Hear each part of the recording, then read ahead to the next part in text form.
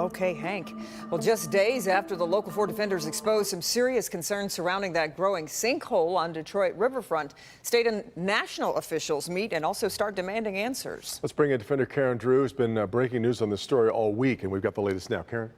Well, it was 6 weeks ago the Revere dock collapsed, dumping contaminated soil into the river and then later forming that huge sinkhole. Well, if you recall, I exposed the fact the company that owned the property was 2 weeks past due on a remediation plan. Well, now looks like we're getting some action.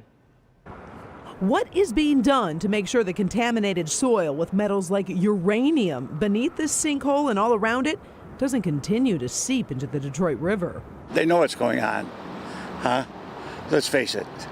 And it just costs money to do stuff like that, and they don't want to spend the money. Why is it the state doesn't, they're always way behind on cleaning up these messes?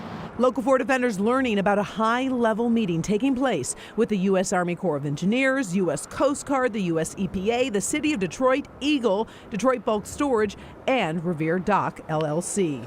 Sources telling me many in the meeting saying, quote, it was completely unacceptable that no response had yet been submitted far past the December due date.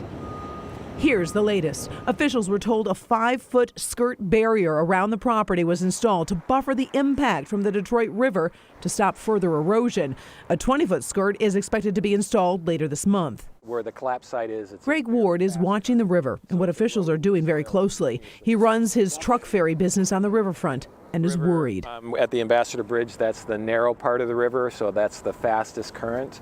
And so this site is really affected by the fast current of the river.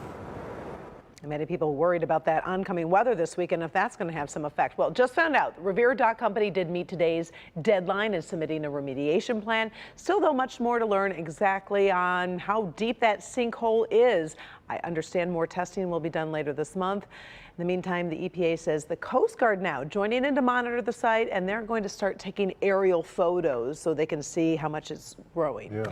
And meanwhile, the city is still trying to get paid. You're right. We exposed that $62,000 bill they owe for drainage, and I have done some more digging, and we think we might have some other issues that we'll have to address. So stay tuned. We're on it. Great point about the weather, and we don't need anything blowing that stuff. Wind and flooding Yeah. coming down the river.